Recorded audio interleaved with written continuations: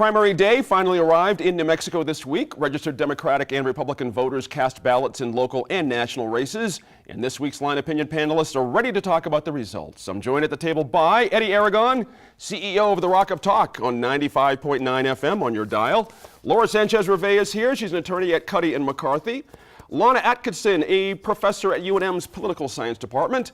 And Harry Van Buren, professor in the UNM Anderson School of Management. And Laura, starting with you, what outcomes surprised you in this primary this year? What did you think? Anything jump out? Probably the most surprising to me was the PRC race in District 1. That was a really interesting one. There was money that was put in, effort and whatever from green groups. The Verde Voters PAC, which is part of Conservation Voters New Mexico, supported the person who ultimately won, Cynthia Hall. What was also surprising is that she had initially tried to go with public financing and did not, was not approved, did not end up getting public financing, and then ended up winning, which is unusual to end up, having to essentially turn a corner on your strategy in terms of fundraising, and then end up raising enough money to be able to beat the incumbent. So that was really surprising. I thought it would be close, but I didn't actually, I didn't realize that she was going to run away with it like that.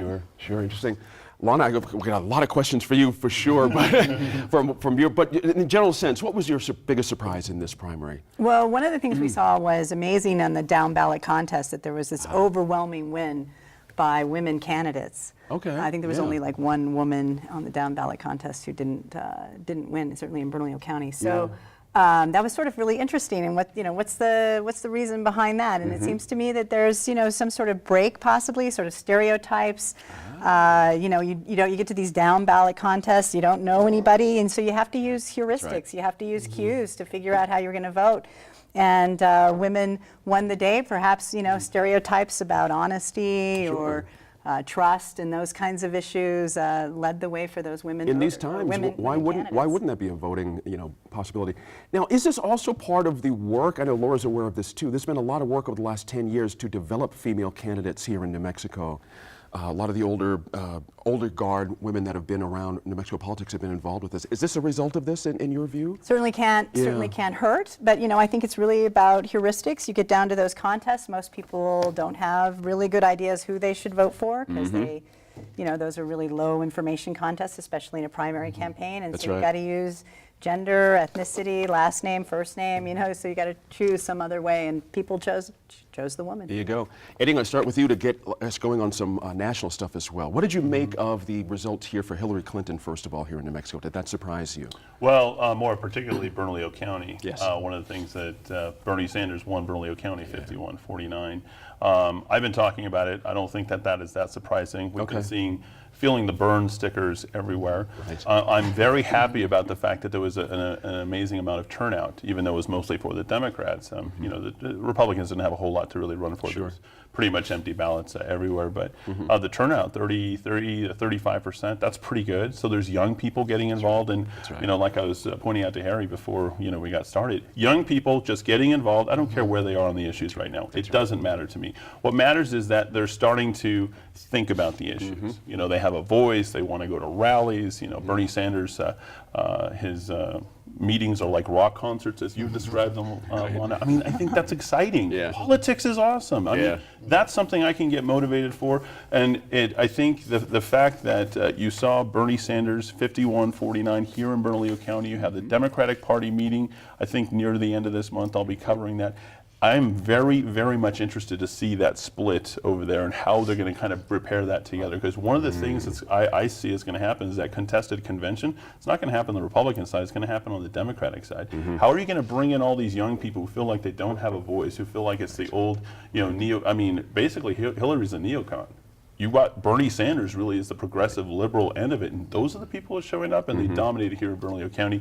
Statewide, I know that he barely lost by about 2-3 points, but nonetheless, it's an impressive show. Yeah. What do you think of that, Lana? Well, one of the things I really noticed is that in early voting, there was much more support for Clinton, and then that eroded. What we saw just across the state is there was stronger support for Bernie in the general election, and so I think there may have been some sort of an effect, possibly, from the fact that the Associated Press actually called the race the night before, and how that motivated the particular candidacies and their voters with, sort of Bernie voters saying, no, I'm still, I'm angry, I'm going to go vote, whereas Clinton voters more likely to go, well, hey, it's wrapped up. Yeah.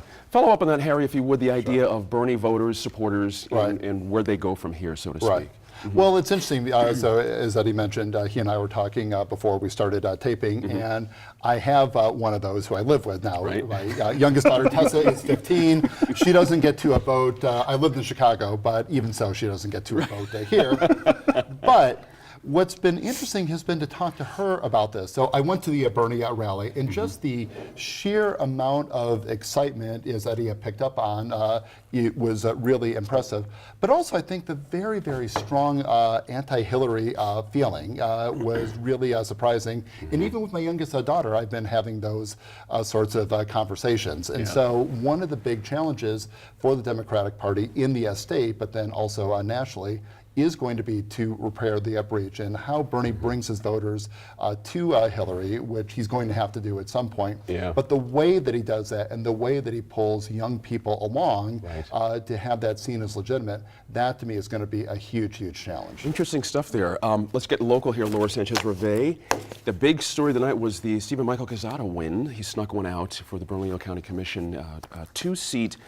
We all know the background of that story, all the money that came in, the PAC money, Santolina, all this and that. Were you surprised by that result? It seemed like he got through clean on this thing a little bit.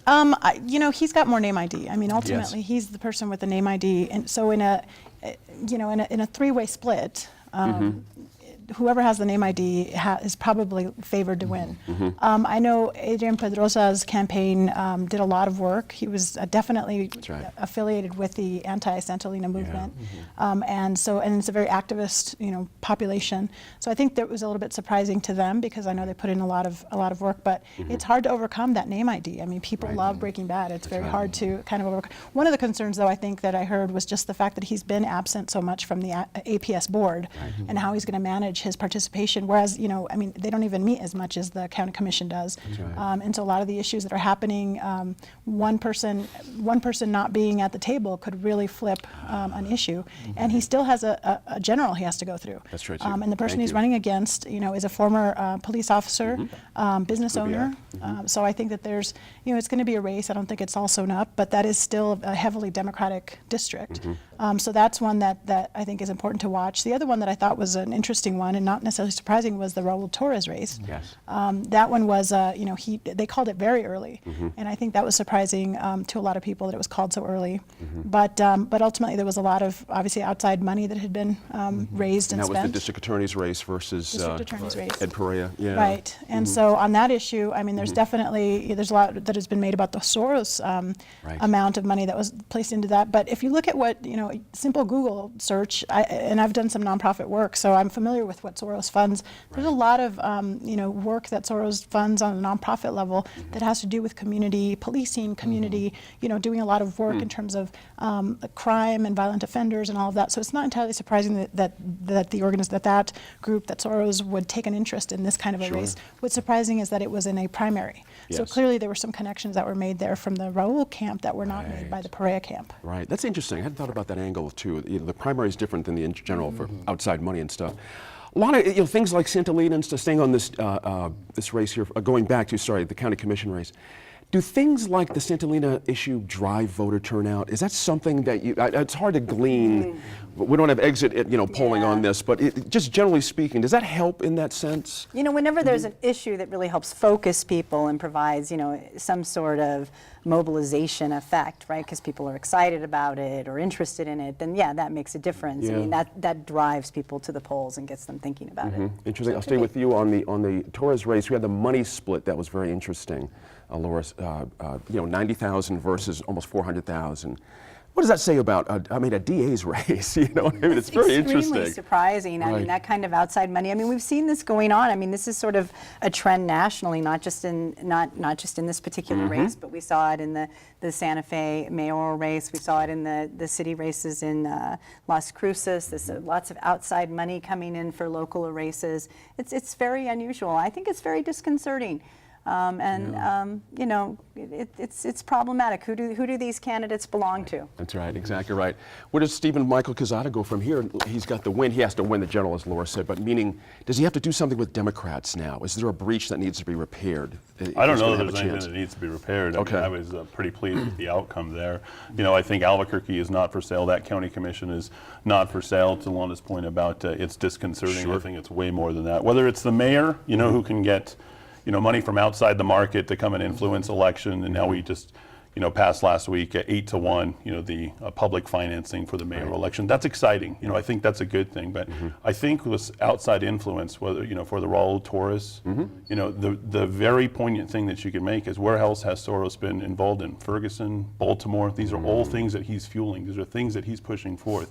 We don't want that style of politics here. And I think I'm not worried at all about Raul Torres. I think Simon Kubiak's going to get a big boost after that in terms of, wow, look at all the negative activity. And the same thing happened with Adrian Pedrosa. And you saw Maggie Hart Stebbins, who was a sitting county commissioner, go out there and get behind Raul Torres, Adrian Pedrosa and Ray Garduno and everything, like all the progressive peoples all lined up, and this is how unfair it is. The voters punished him that day because early voting and absentee voting, way ahead Adrian Pedrosa, but come voting day, you know, people are smart. They're paying attention, they're listening. They don't want that kind of activism within there. And one of the things about Stephen Michael Quezada, he's from there, he knows the area, you know, he might have a little bit of name recognition, that's all, you know, fine and well, but to be a guy who's been running for that seat literally for like the last 8 years, Adrian Pedrosa, that's a huge win. That's a good point. Good point. When we come back to the line, we'll continue our reflections on the primary and look ahead to the November general election.